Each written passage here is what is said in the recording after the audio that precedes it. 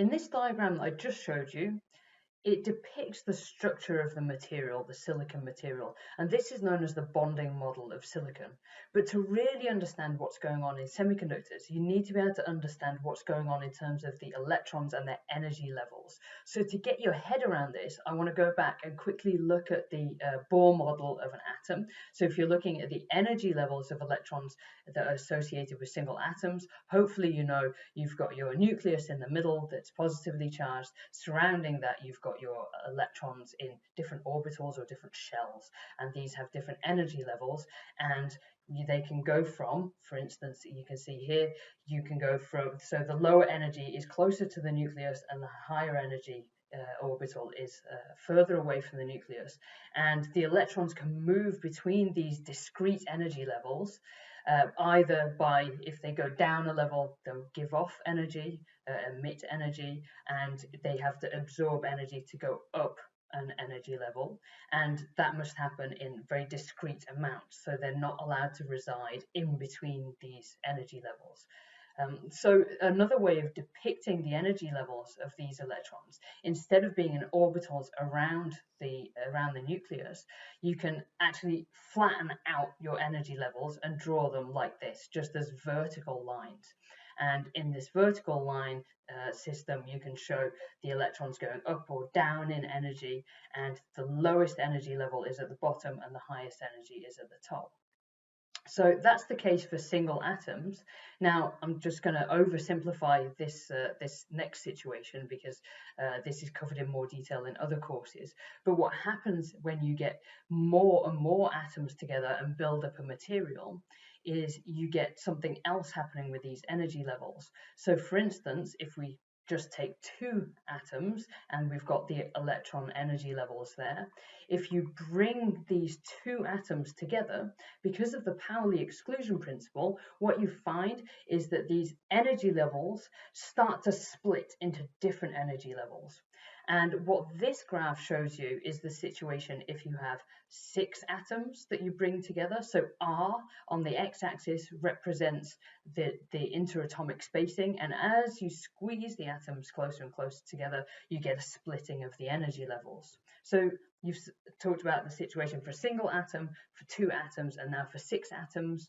And what happens in a material, so we've got pure elemental silicon, for example, with a huge number of atoms in our lattice. Well, in that case, again, in the graph here on your x-axis, you've got the interatomic separation, and as we go this way, you squeeze the atoms together, you push them together into a solid material, and actually all of due to the interaction of these energy levels of the electrons, they split and they actually form, in the case of a material, energy bands. So instead of individual energy levels, you have bands of energies where the electrons are allowed to reside within these energy levels, and you have gaps in between where they're basically forbidden regions, right, where electrons they're not allowed those energies. So they're all in these bands in an entire material. As we know from the bonding model, it's only those outer electrons that are involved in the conduction process. So when we drew our structure, the atomic structure of the material, we said, oh, let's ignore the lower energy orbitals because they're not important, they're completely full, and it's only the outer electrons that we're interested in. And we do the same in our band diagram system. So there are many different energy bands at lower energies, but they're all full of electrons. So we're not so interested in that because nothing's taking place there. But what we're interested in is the top 2 energy bands of our material. And they're called the valence band and the conduction band. And you can see these here. So again, the lower energy is down and the higher energy is going up. And the valence band in our semiconducting material represents the energy band of the electrons that here, if we're at a low temperature, they're all involved in the bonding process, and the valence band is completely full of electrons.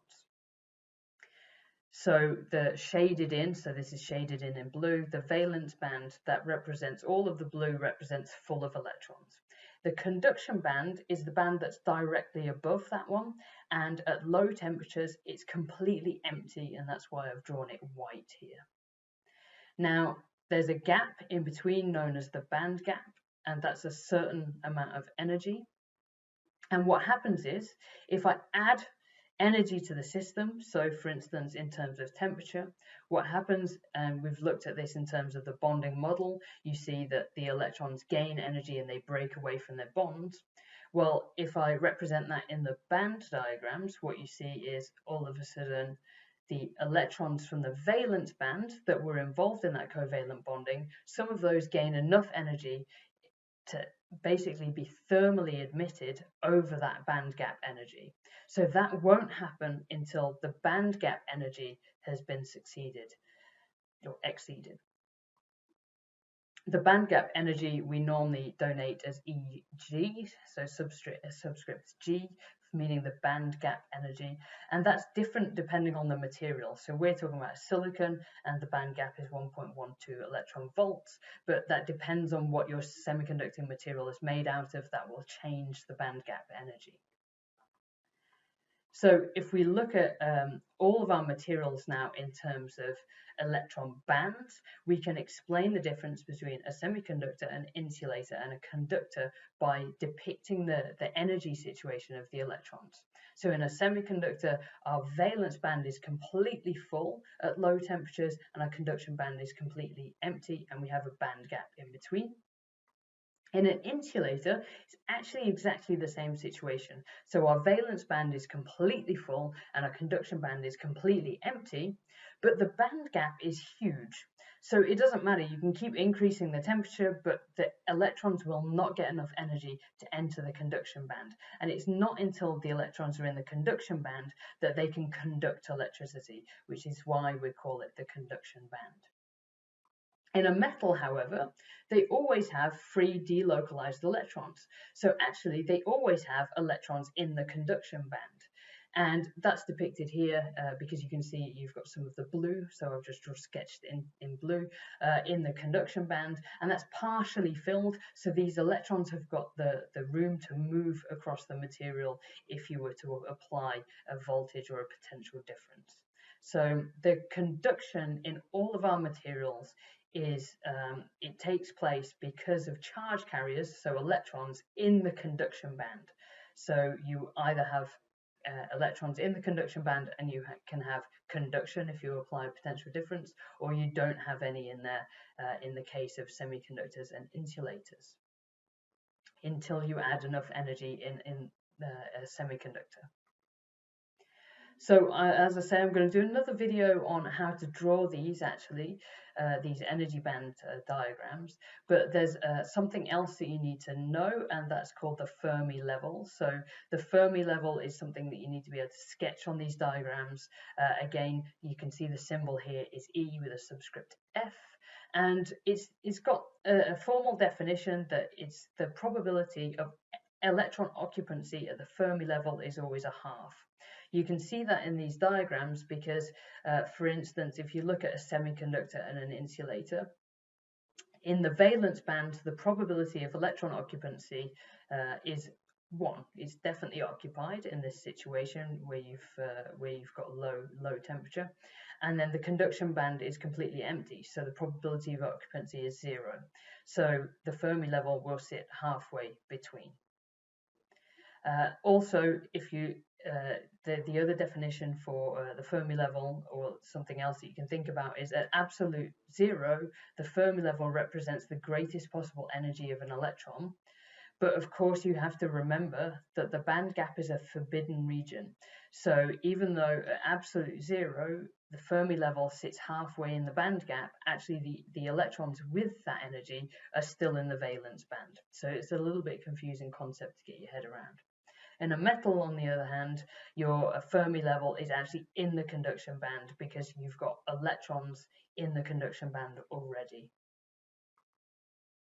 So this is what happens in our situation. We have got a semiconductor at low temperature, filled valence band, empty conduction band, so there are no charge carriers, no free electrons.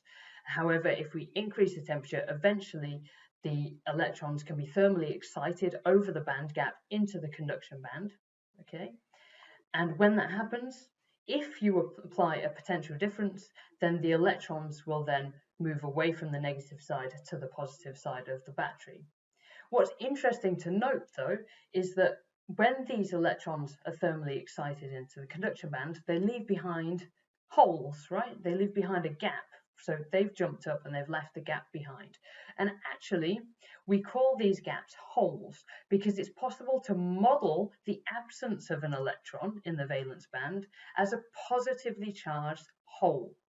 So we have charge carriers in the conduction band, which help to conduct current, and they are electrons in the conduction band.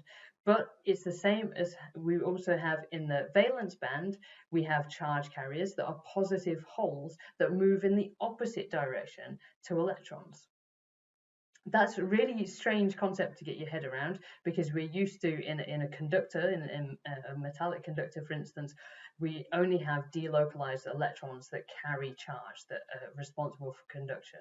But in semiconductors, we have negative electrons and we have positive holes. So this might seem odd, because actually the movement of a hole is just the movement of electrons filling the hole. So just to give you an idea of what that looks like, a couple of different examples. Here you've got a row of electrons. Now if the row was completely filled, then they can't move anywhere because it's completely filled. But the minute I take one out, so if I've taken one out of the valence band and you have a gap here, then if I apply a positive voltage on one side and I've grounded the other side, then the electrons can slowly start to move forward towards that positive side by filling the hole. And that's what this would look like. But instead of depicting it as electrons slowly shuffling along, we can picture that as this empty positive hole moving in the other direction.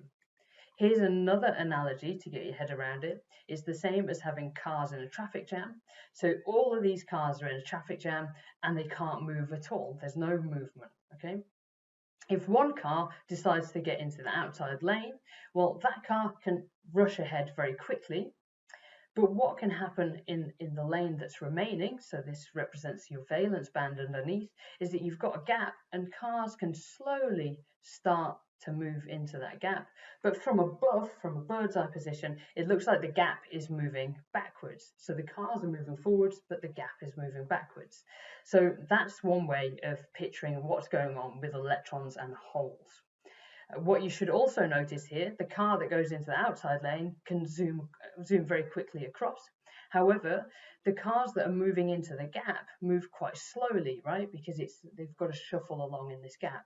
So actually holes move a lot slower than electrons. So electrons in the conduction band can move very quickly, whereas holes, actually their mobility is a lot lower.